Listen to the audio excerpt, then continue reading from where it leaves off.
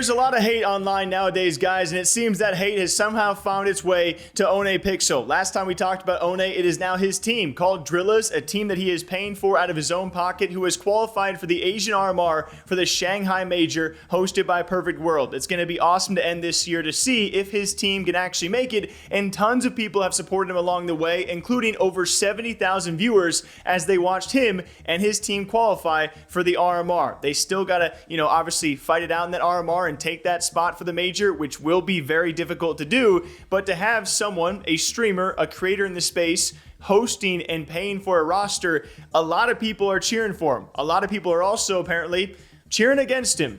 Kits available on play. There is a chance on the retake. Warro's posted on the line. Oh, the trigger discipline. Warro has no idea. Oh, Warro has no God. idea. Oh, that AWP is no. destined to fall. They're going to have to do it without Warro 2K. The point man removed, but the drillers still stand. 2 on 3. They know about the flank now. Can they pick this up? It's just Hachi left standing. Time is getting away from the bomb. The spam will connect. Hachi puts a stop to it. 1 on 3 goes the way of the drillers as they rise to the occasion. They're so nervous. He got on the bomb with 2 seconds left. Them now, Chad. We're going to China. When the drillers locked in, we're going to China. Locked in that RMR.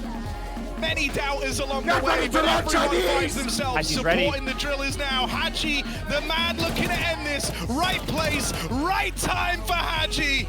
And good night to Onyx, as it's just 6 left standing. And while this guy's been around for a while, there's no hope, no amount of experience, no amount of anything could salvage this game. This 1v4, the drillers are going to China. Absolute domination on the second map of play. A lower bracket run to be remembered all the way from losing in the opening stage of the best of 1, best of 3 after best of 3 adversity, pressure. It was all there for drillers. But it was shortly after that great experience that other people began to speak up. Someone by the name of Overdrive. I'm sure if you guys are in the Counter-Strike space, you know exactly who I'm talking about. Very active over there on Twitter for some words on his Telegram around Ohne. And apparently there could be a lack of translation, maybe some different context of what he means. But based on his Twitter replies, I think you can get a general gist of he was not very happy with the way Ohne chose to make this roster and the region he chose and the run and path he is choosing to make this major. Apparently he just thinks Ohne should be dropping millions of dollars and should have built a roster out of Europe.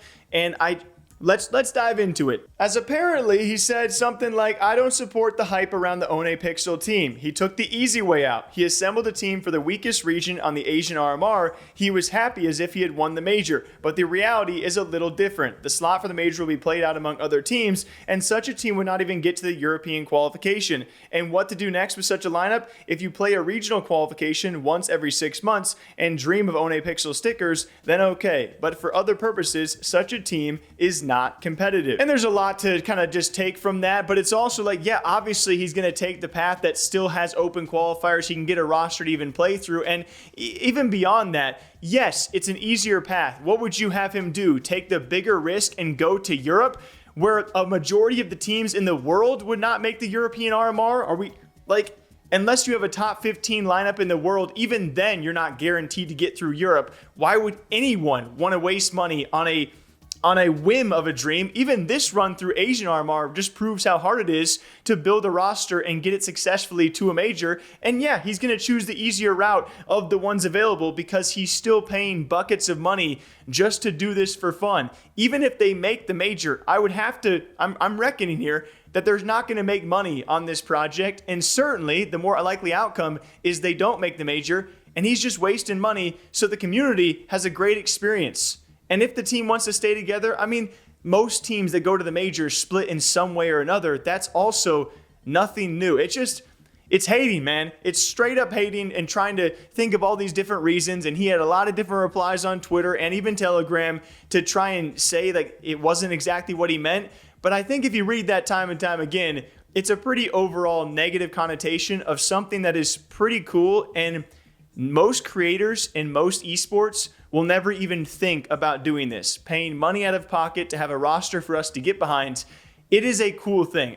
You cannot convince me otherwise. Also saying, by the way, it would be better if OhnePixel bought out Simple instead of Voro. Watch him, there would be more chances to get a slot at the major. Oh yeah, smart. Have him just beckon with Na'Vi to get Simple. I think that would even get more hate to have Simple on a lineup like this. And then, of course, if they don't make the major, then there's even more hate. There's a lot of things you can take with that comment. And a lot of people responding to this like, yeah, of course he did, but it doesn't change the fact that a lot of others did that as well, right? Like a lot of teams were trying to go out of the Asian RMR, but a majority of these responses saying, like, who cares? He's just trying to do a fun thing for the community, to which Overdrive responded to some people saying, I didn't say it's bad. I just said I don't support the hype. He is a top European streamer. He can afford a much better kick arse team for the EU region. Ohne can do whatever he wants, and we can comment whatever we want, which is also true. You can be a hater in this world if you want to be, and sometimes that's going to get support, but sometimes it's not going to get support, and the people saying things to you for saying things about Ohne, well, we're also free to say the things that we're saying about you because you're saying those things about Ohne, you know? That's good. By your common sense, we can be mad at you for being a hater, which a lot of people are, and rightfully so. But some people do agree with Overdrive and what he said, and that's okay.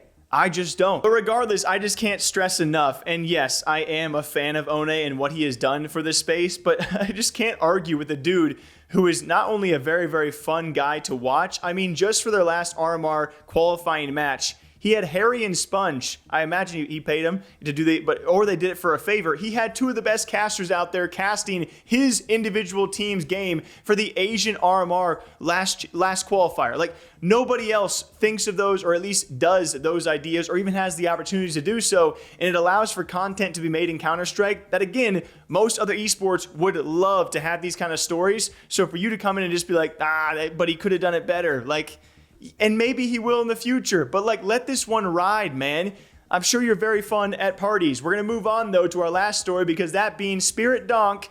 Well, Donk is back. I don't know about Spirit. People have seemingly lost maybe a bit of faith in this roster when it comes time for big lands, and a big land that I think had a lot less media attention. Yep. That being BetBoom over in Belgrade was this past weekend, and Spirit and Donk are now back. The event MVP going to Donk, and them having a great run throughout the playoffs of this tournament. A pretty good stretch, only dropping one map, and a 3-0 against Eternal Fire to become your BetBoom champions. And they made it look pretty darn easy for Spirit, especially considering what we saw in the last month. So Spirit back and forth, back and forth. When are they going to stick it out? Donk just cruising on in. It took a little while longer there, but they'll blow him up as well. No bomb plant, 40 seconds. This looks over and done with. Chopper looking to get the spray. He'll find it on Calyx, and it leaves Madger, the captain, alone against the world here. Donk will take him down, and it's Spirit to pick up the grand final. Absolutely true. After 9 days of play and a pretty much perfect run here at BetBoom Dacha. But you can't argue with a run like this. And again, it's a big tournament prize pool, but certainly not a lot of your heavy-hitting teams there. And when it comes to media attention, certainly did not see a lot of clips coming out of this one, at least in my opinions. I apologize if I missed a lot of them. It was a great event, though. I love the boys over at Eternal Fire. I wish they would have had a bit more of a kick in the grand finals. But Spirit and Donk are now back on the list, right? The Donk is that kid again, but are they going to really stick it out with some consistency? Ever since the Cologne run, a lot of people having, rightfully so, their doubts about this team. Cologne being one of the worst showings we've ever really seen, especially stretching back to Katowice, where it was an entirely different team of Spirit. We'll see how they bounce back as well. Till next time, I hope you guys all enjoyed. Thank you all for being here, leaving comments, sending me clips. I appreciate you. Now go drink that water and coffee, and I'll see you back here sometime soon. Take care.